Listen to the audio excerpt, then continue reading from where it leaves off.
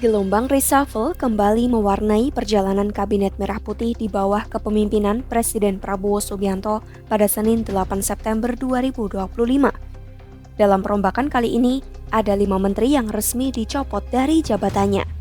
Mereka adalah Menteri Keuangan Sri Mulyani, Menteri Koordinator Politik, Hukum dan Keamanan Budi Gunawan, Menteri Pemberdayaan Pekerja Migran Indonesia Abdul Qadir Karding, Menteri Pemuda dan Olahraga Dito Aryo Tejo, hingga Menteri Koperasi dan UKM Budi Aris Setiadi. Lantas, bagaimana jejak kiprah mereka sebelum akhirnya tersingkir dari kursi kabinet? Simak selengkapnya dalam video berikut.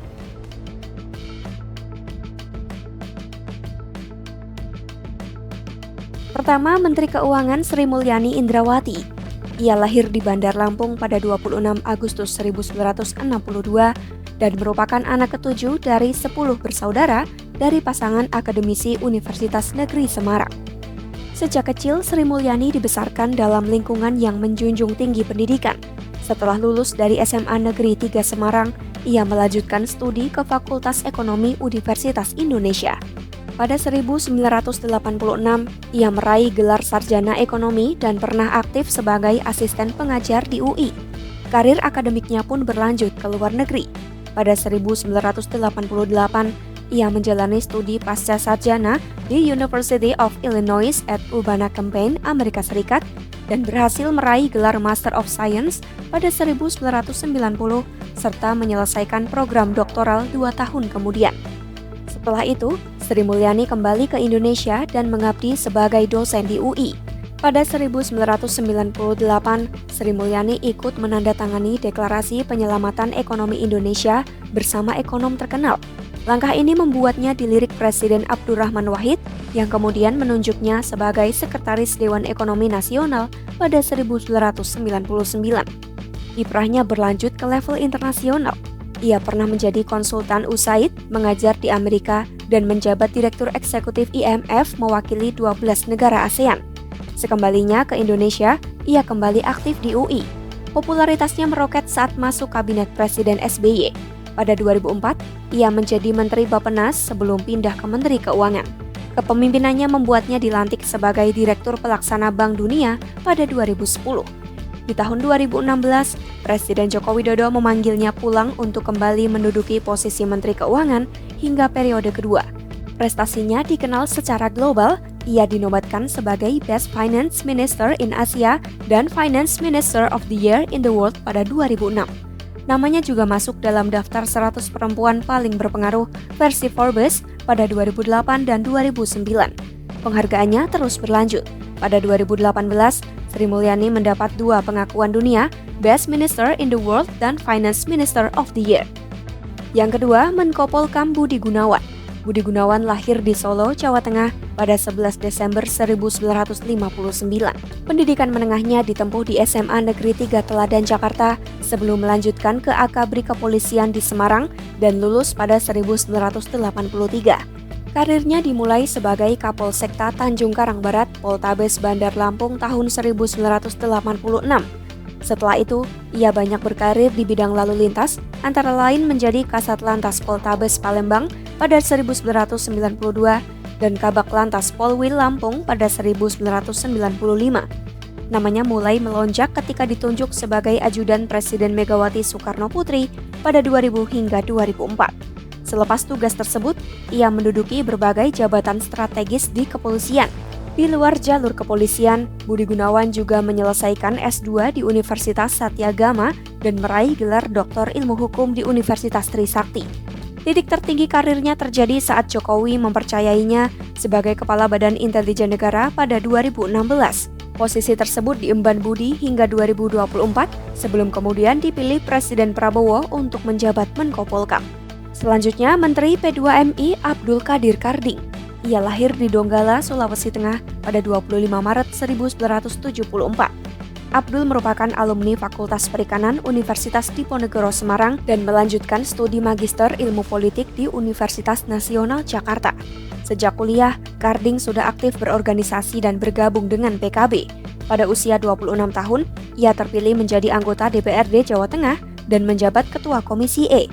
Selanjutnya ia menjadi Ketua Fraksi PKB DPRD Jateng dan Ketua DPW PKB Jateng. Karirnya semakin naik saat terpilih sebagai anggota DPR RI pada pemilu 2009. Ia pernah menjadi Ketua Komisi 8, kemudian pindah ke Komisi 6. Di partai, Karding menjabat Sekretaris Jenderal DPW PKB periode 2014 hingga 2019. Pada Oktober 2024, Presiden Prabowo mengangkatnya sebagai Menteri P2MI. Karding pernah tersorot setelah foto dirinya bermain domino bersama Muhammad Aziz Welang, tersangka pembalakan liar beredar. Karding menjelaskan peristiwa tersebut terjadi dalam acara silaturahmi KKSS, di mana domino merupakan bagian dari tradisi. Ia menegaskan tidak mengetahui latar belakang Aziz dan keberadaan Menteri Kehutanan Raja Juli Antoni saat itu hanya untuk obrolan santai sebelum diajak bermain sebentar. Kemudian Menpora Dito Aryo Tejo. Dito lahir pada 25 September 1990 dan merupakan lulusan Fakultas Hukum UI. Ayahnya, Ari Prabowo Aryo Tejo, pernah menjabat Direktur Utama PT Aneka Tambang dan melaporkan dugaan korupsi anoda logam ke KPK.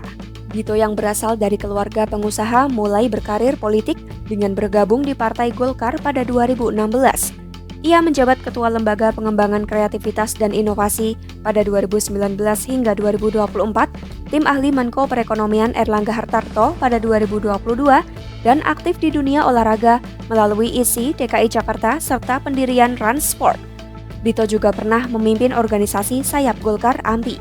Sebagai Menteri Muda, Dito tak lepas dari kontroversi terkait kekayaan sebesar 282 miliar rupiah yang dilaporkan di LHKPN. KPK meminta klarifikasi atas aset yang dicatatkan sebagai hadiah dari mertua yang berkonotasi gratifikasi.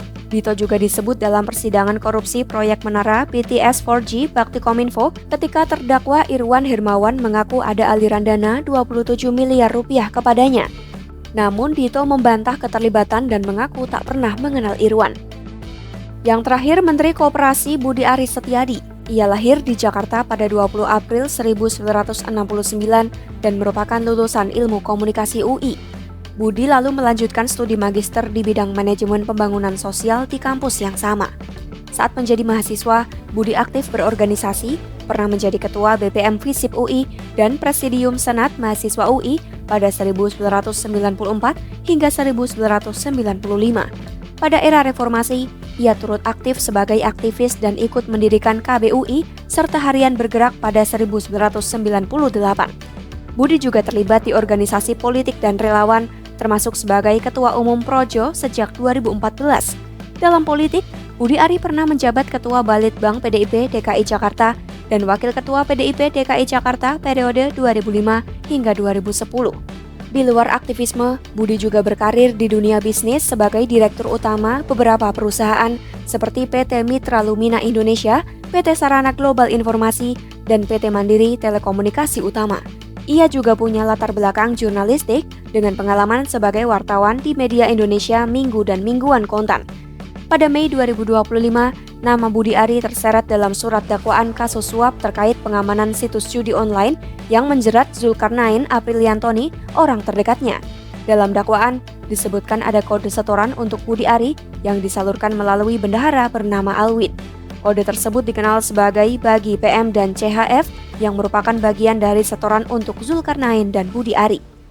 Itulah profil dan sepak terjang 5 menteri yang resmi dicopot Prabowo.